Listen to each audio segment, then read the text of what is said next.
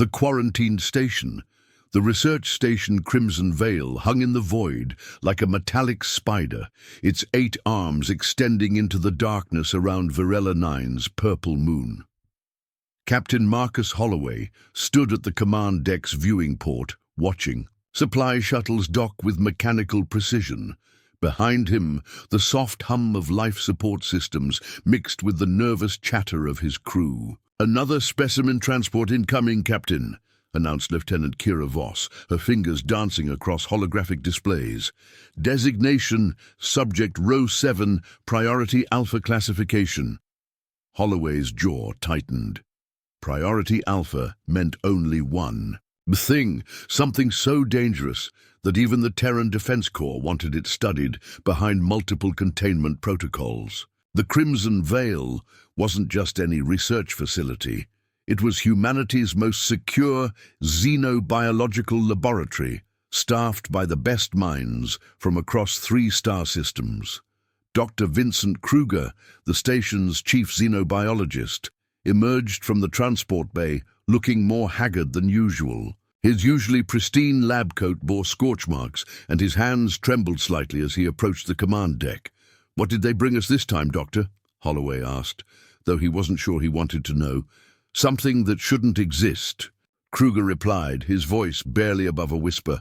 "They found it on Kepler 442b in the ruins of what used to be a colonial outpost. 3,000 people, Captain, all dead. This thing, it tore through military-grade defenses like paper." The creature had been captured only after an entire battalion of Marines sacrificed themselves to contain it. Even in deep cryostasis, it required constant monitoring. The transport crew had suffered 2 casualties during the journey, one torn apart when the containment field flickered for mere seconds, another driven mad by exposure to the creature's psychic emanations. Naraya Zephyros floated silently in. The background, her luminescent teal skin providing the only color in the sterile white corridors. As the station's junior medical officer, she was often overlooked despite her exceptional healing abilities. Her species, the Valix, were known throughout the galaxy for their empathic medical techniques, but humans still preferred their own traditional methods. "The creature is secured in Containment Bay 7, Kruger continued. "Maximum security protocols are in effect. No one, and I mean no one, approaches without my direct authorization." As the senior staff dispersed to their duties, Naraya lingered near the medical archives. Something about Dr. Kruger's description troubled her. In her years of studying xenobiology, she had learned that true monsters were rare. Most aggressive behaviors stemmed from pain, fear, or misunderstanding. She activated her personal terminal and began searching through classified files, her bioluminescent fingertips leaving faint traces on the interface. If she was going to help treat any injuries this creature might cause, she needed to understand what they were truly dealing with. The first classified report made her blood run cold. Subject Row 7 hadn't been found in those ruins. It had been created there. Hidden truths 3 days passed before Naraya could access the deeper archive files. She worked during the night shift when most of the human crew slept, her natural bioluminescence providing enough light to navigate the darkened corridors. The Crimson Veil's medical bay became her second home, as she meticulously studied every piece of data about Subject Row 7. The truth was more horrifying than she had imagined. Dr. Patricia Wynne, a brilliant but ruthless xenobiologist, had been conducting illegal experiments on Kepler 442b. Using captured specimens from the hostile world of Xerion Prime, she had attempted to create the perfect biological weapon. The project, codenamed Apex Predator, had involved extensive genetic manipulation, pain stimulus conditioning, and neural pathway restructuring. "No," Naraya whispered, her gill slits fluttering with distress as she read the detailed reports. The creature hadn't been born violent. It had been tortured into becoming a weapon. The files contained video logs from Dr. Wynn's experiments. Naraya forced herself to watch, her empathic abilities making her feel echoes of the creature's agony. Originally, Subject Row 7 had been a peaceful herbivore, similar to the gentle giants found on her homeworld. But months of electrical stimulation, chemical injections, and surgical procedures had rewired its nervous system. Every pleasant stimulus had been replaced with pain. Every instinct for peace had been overwritten with rage. The creature's four eyes, originally a soft amber color, had turned blood red from the constant neurological trauma. Chief Engineer Tobias Reed found her in the medical bay at 0300 hours, surrounded by holographic displays and data tablets. His cybernetic arm whirred softly as he approached, concern etched across his weathered face. "You've been here for 12 hours straight, Naraya. The environmental sensors are picking up stress pheromones." She looked up, her teal skin now pale. With exhaustion, "Tobias, look at this data. This creature, it wasn't born to be a killer. It was made into one." Reed studied the information, his enhanced optics processing the technical details rapidly. As someone who had lost his arm defending a colony from hostile wildlife, he understood the desire to create better weapons. But this level of systematic torture disturbed even his military sensibilities. "Even if that's true, it doesn't change what it is now," he said gently. "That thing killed an entire colonial population. It's beyond saving." "No life is beyond healing," Naraya replied, a phrase her grandmother had taught her long ago. "The pain pathways can be interrupted. The neural conditioning can be reversed. I've developed a theoretical treatment protocol." Reed's expression hardened. "You're talking about getting close to the most dangerous creature in known space." "Captain, Holloway would never authorize it. Then I won't ask for authorization." The determination in her voice made Reed step back. He had served with many brave humans, but the quiet courage of this young alien impressed him more than any battlefield heroics he had witnessed. "What do you need?" he asked finally. Naraya smiled, the first genuine expression of hope she had. "Felt in days. Access to the pharmaceutical lab, and someone to monitor the containment systems while I work. The neural soothing serum, the pharmaceutical laboratory aboard the Crimson Veil, hummed with activity as Naraya worked through her third consecutive night.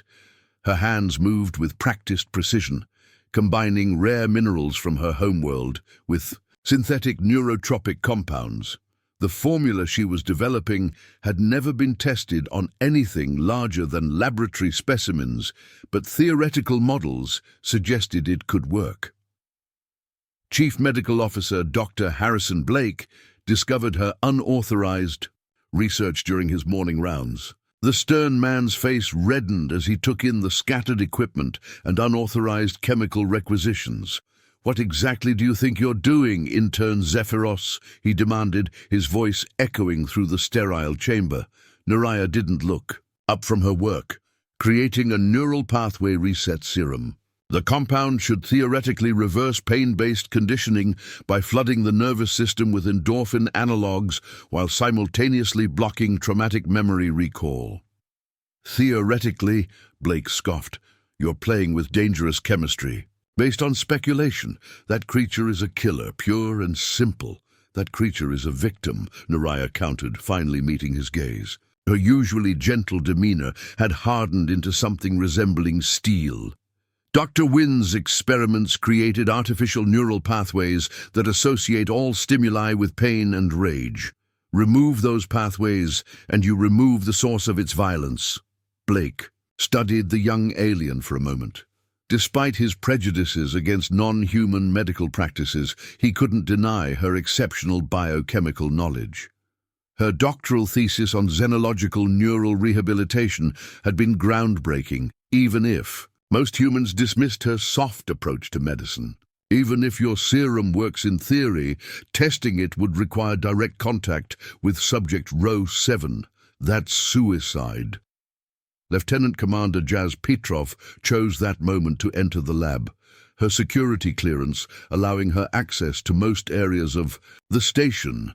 The tactical officer's augmented reality display was projecting containment breach scenarios, and her expression was grim. "We might not have a choice about direct contact," she announced. "The creature's psychic emissions are increasing. Our containment field generators are showing stress fractures, and the backup systems won't hold much longer." Blake's face went pale. "How long do we have?"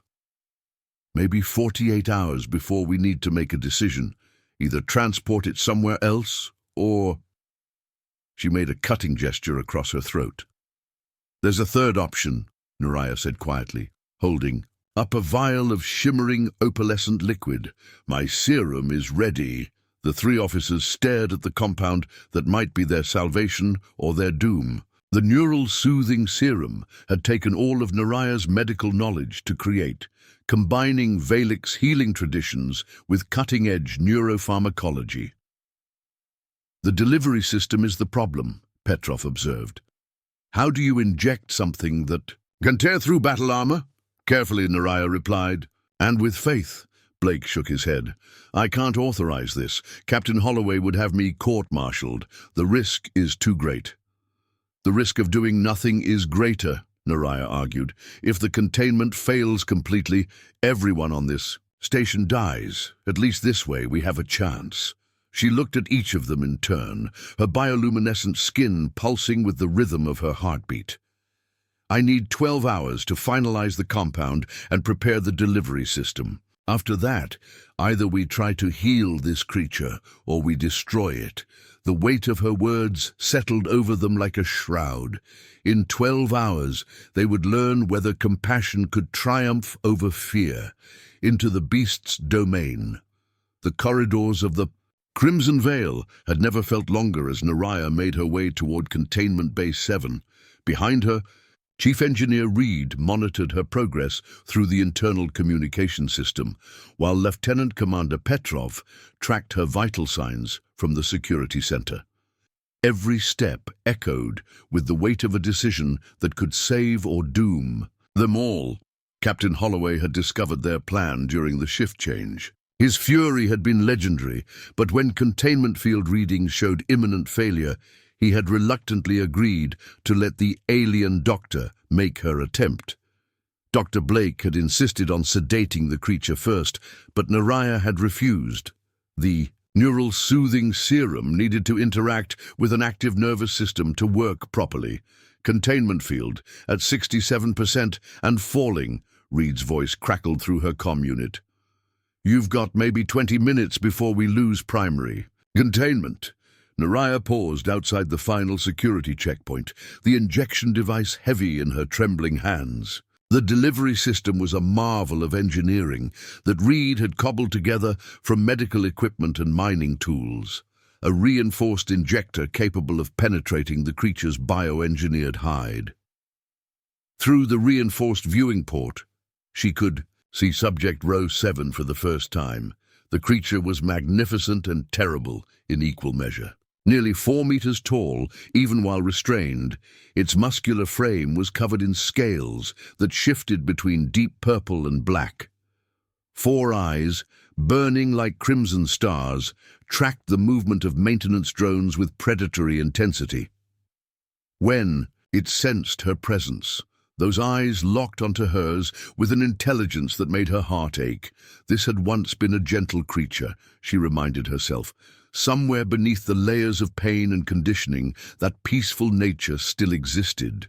"Biometric scan confirms elevated stress levels." Dr. Blake's voice joined the communication channel. "Naraya, you don't have to do this. We can try remote injection systems." "No," she replied, her voice steadier than she felt. "It needs to see that I'm not afraid, that I'm here to help, not hurt." The containment field shimmered as she stepped through the security barrier. Immediately, the creature's psychic emanations washed over her, waves of rage, pain, and confusion that threatened to overwhelm her empathic senses. But beneath the surface chaos, she detected something else: loneliness.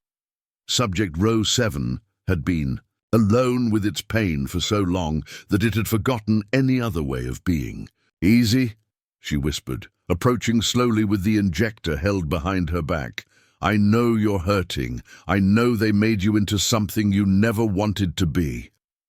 The creature's breathing changed, becoming less ragged. Its four eyes blinked, in sequence, a behavior that seemed more curious than aggressive. For a moment, the psychic static cleared, and Naraya caught a glimpse of what the creature had been before the experiments.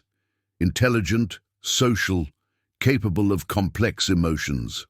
"I'm going to help you remember who you really are," she continued, raising the injector slowly. The creature could have struck her down instantly, but instead it simply watched, head tilted, with an almost childlike expression of confusion. When she pressed the device against its neck, subject row 7 flinched, but didn't attack.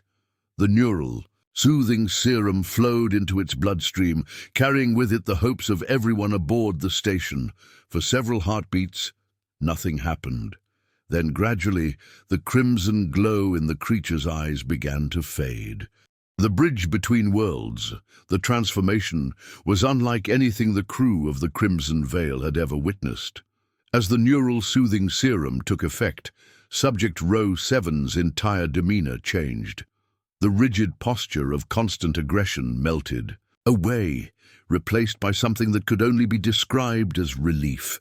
Its four eyes, no longer burning with artificial rage, shifted to a soft amber color that seemed to glow with inner peace. "Impossible," Dr. Blake whispered from the observation deck, his instruments registering the creature's plummeting stress hormones.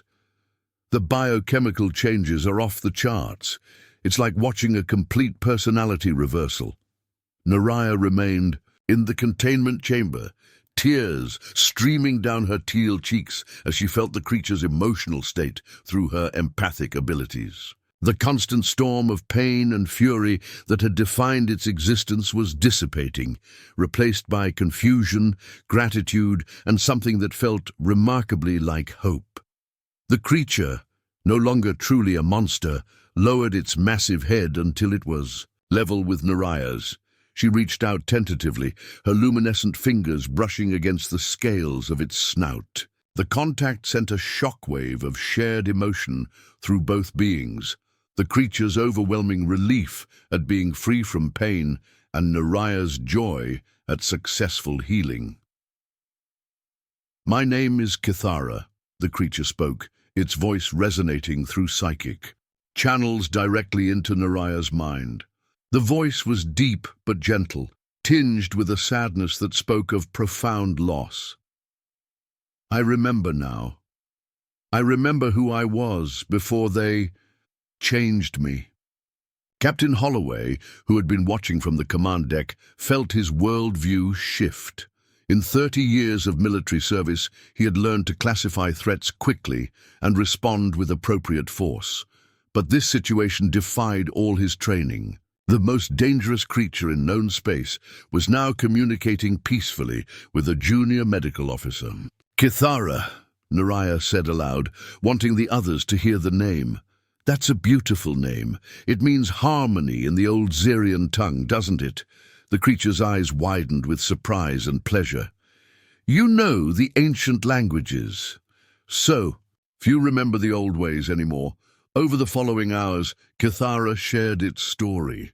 It had been a Xerian harmonist, one of the peaceful philosopher-healers who had tried to negotiate with the human colonists on Kepler 442b. Dr. Wynne had captured it during a diplomatic mission, using its naturally empathic abilities as the foundation for her weapon creation project. "The pain was constant," Kithara explained, its mental voice heavy with remembered trauma.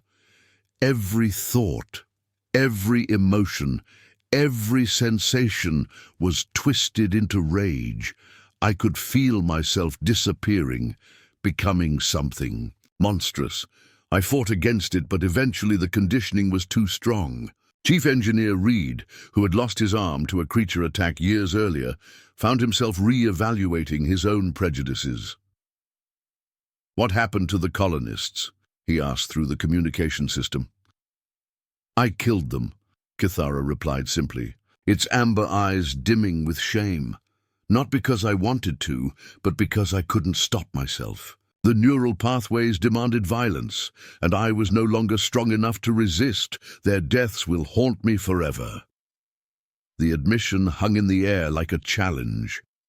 Here was a being that had committed unspeakable acts, yet was clearly a victim of systematic torture and manipulation. The crew of the Crimson Veil found themselves grappling with questions that had no easy answers.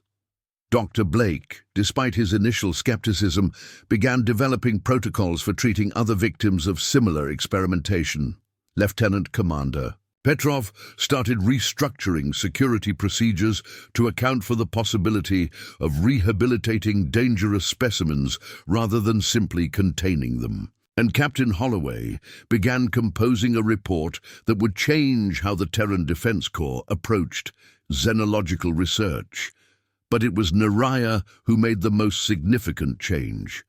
In healing Kithara, she had not only saved a life, but had also proven that compassion could succeed where force had failed. The quiet intern who had been overlooked and dismissed was now the most important person on the station. "Thank you," Kithara said, as the medical team prepared to transfer it to more comfortable quarters. "You gave me back my soul."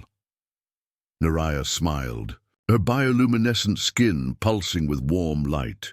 "No life is beyond healing," she replied, "and no one should have to face their pain alone." As the Crimson Veil continued its orbit around Virela 9, it carried with it a new understanding, that the line between monster and victim was often thinner than anyone wanted to admit, and that sometimes the greatest courage was found in choosing to heal rather than to harm.